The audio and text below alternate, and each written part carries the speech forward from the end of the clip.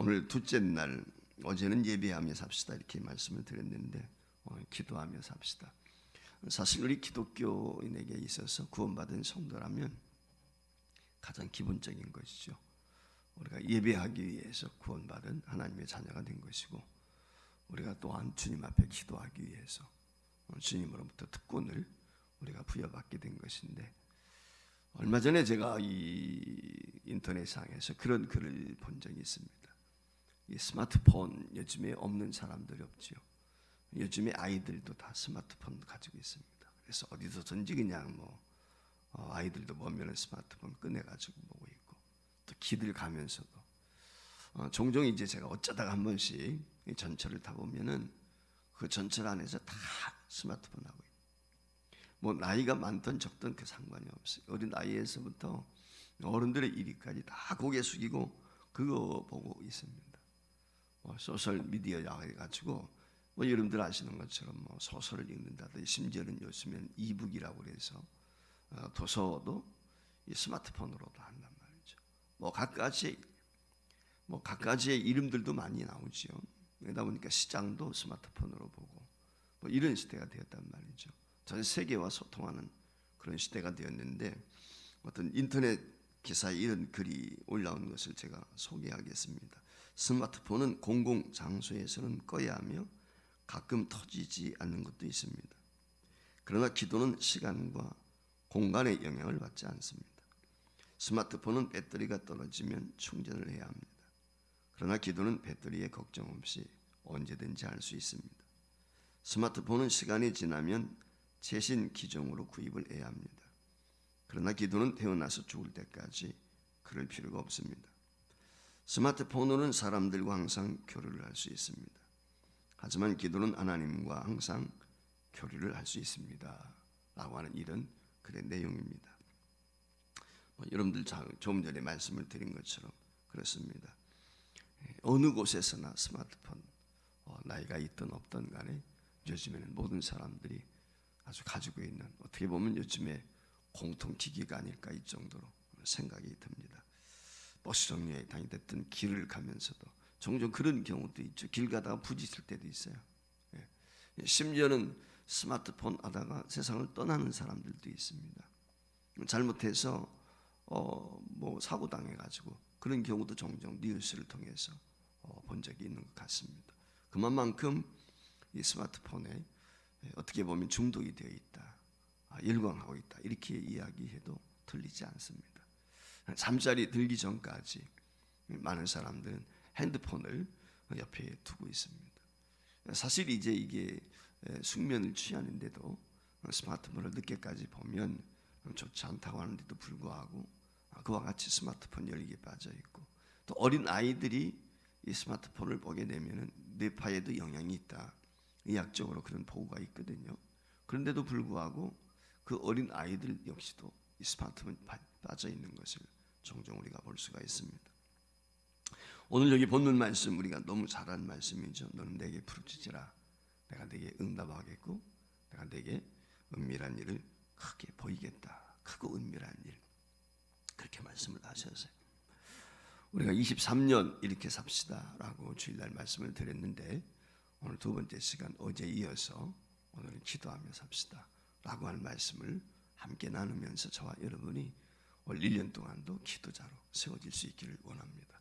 그러면 우리가 기도할 때 어떤 자세로 기도해야 될까? 첫 번째는 엎드려 기도하자는 것입니다. 하나님 앞에 엎드려서 간절함으로 기도하자라고 하는 것입니다. 주님은 우리의 기도를 가르쳐 주셨어요. 여러분 아시는 것처럼 주기도문이 바로 주님께서 가르쳐 준 기도 아니겠습니까? 성경에 보면은 예수님께서 기도에 대해서 친히 본을 보이셨고, 어떻게 기도할 것인지 그걸 우리에게 가르쳐 주셨고, 또 기도의 응답이 어떻게 임하는지도 주님께서 우리에게 친히 본을 보이시고 가르쳐 주셨다고 하는 것입니다.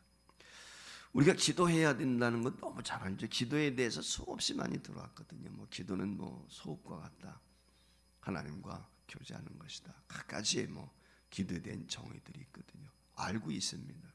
그런데 기도하지 않는 이유는 어디 있을까?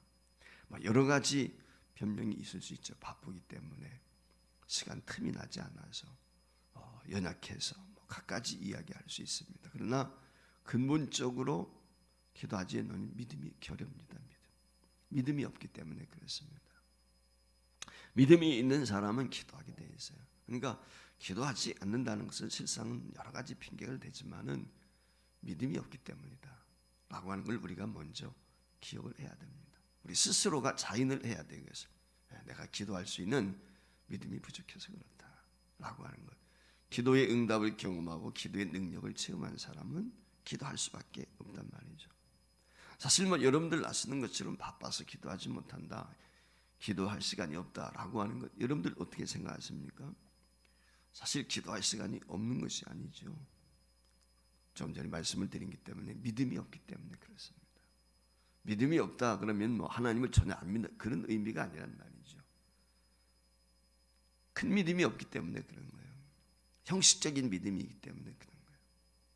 구원받은 성도로서 하나님의 은혜에 감전이 되어지면 기도할 수밖에 없는 것이죠.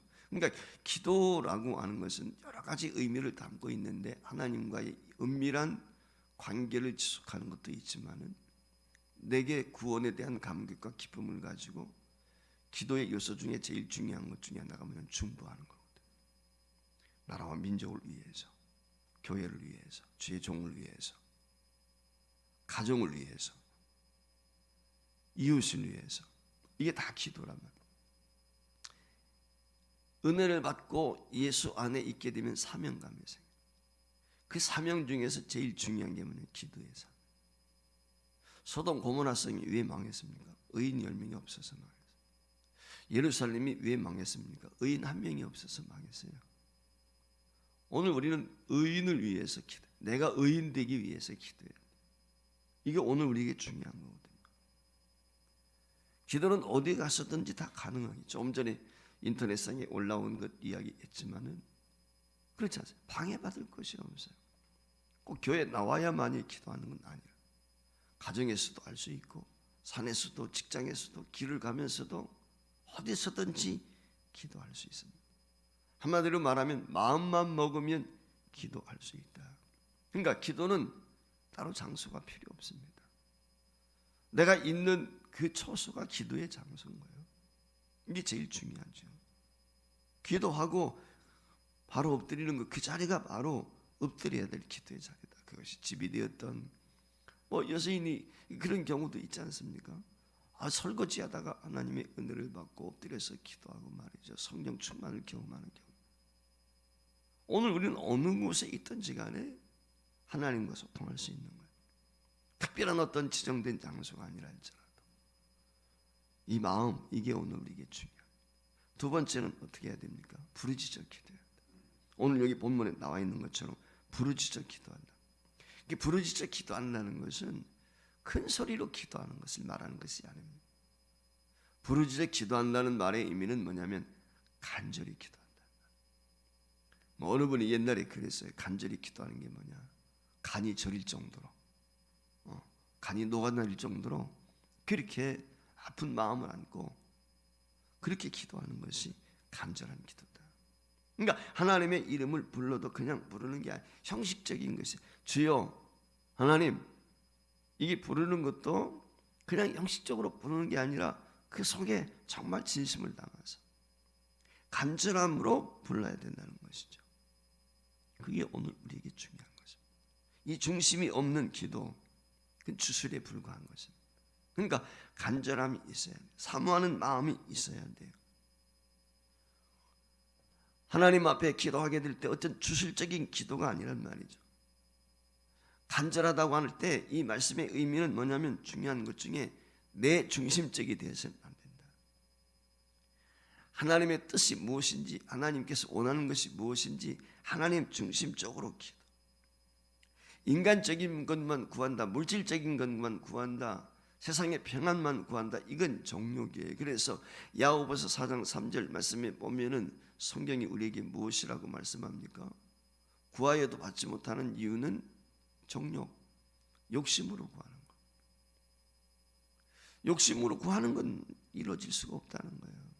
설령 이루어져도 그게 덕이 되지 않습니다.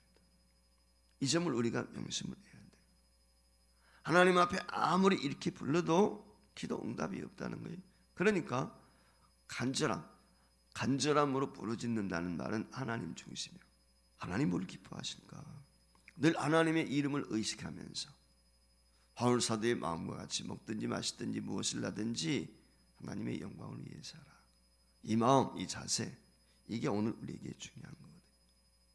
습관적으로 나오는 하나님이 아니라 마음에서 정말 감동이 되어져서 간절하게 부르짖는 그 기도가 하나님이 기뻐하시는 것입니다. 누가복음 11장에 보면은 간절함에 대한 말씀이 기록이 되어 있어요. 밤중에 친구가 찾아왔습니다. 대접을 해야 되는데 먹을 게 없어요. 이웃집 친구 집에 가가지고 떡 3덩이를 빌리는 거예요. 문을 계속 두드리죠.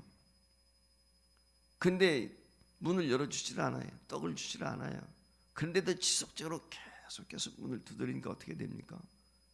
벗됨을 인해서는, 친구됨을 인해서는 문 열어주고 떡을 주지 않지만 그가 계속해서 부르짖으니까, 간절하게 문을 두드리니까 귀찮아서 주는 거예요.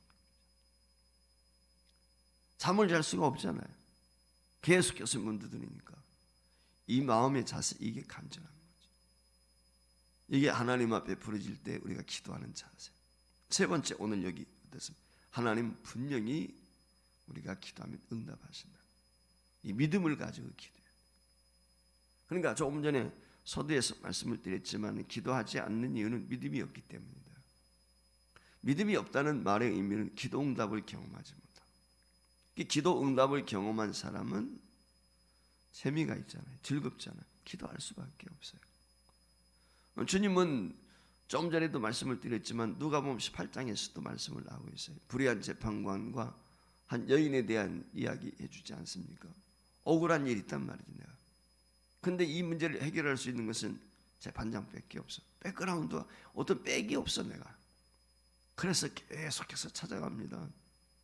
억울함을 호소합니다. 그랬더니 뭐라고 그랬어요? 그 재판장이 내가 하나님도 두려워하지 않고 사람을 무시한다는 거예요. 아나 무인이에요. 그런데 그 여인이 계속해서 나를 괴롭히니까 내가 들어줄 수밖에 없다. 이게 우리 하나님이 그런 하나님은 아니죠. 우리 하나님은 그런 하나님은 아니지만 그럼에도 불구하고 우리가 기도하게 될 때 응답을 기대하고 하나님 앞에 기도하라는 거예요.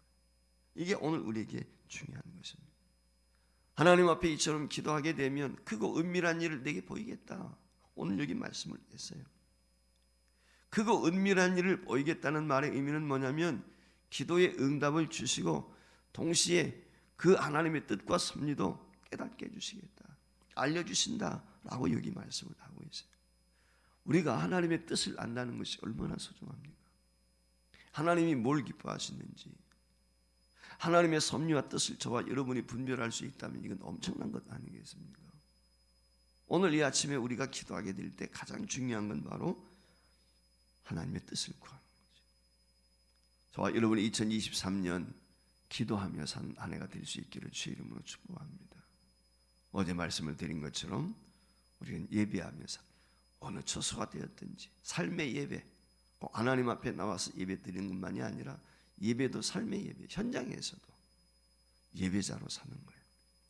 두 번째, 기도자로 사는 거예요. 어느 곳에 길을 가든지 앉았을 때든지 누웠을 때든지 심지어는 우리가 하나님 앞에 기도, 잠자리 들 때에도 주기도문 외우면서 잠자리 들고. 왜 불면증에 걸립니까? 그 불면증에 걸리면 사도신경도 외우고 기도, 주기도도 외우고 성경 암송도 걸어보세요. 참 잘 됩니다. 예. 이거는 믿음이 없기 때문이거든요. 오늘 우리가 믿음으로 기도하게 되면 하나님께서는 우리의 기도를 들으시고 질고와 질병도 치료하시고 문제 해결해 주실 줄 믿습니다.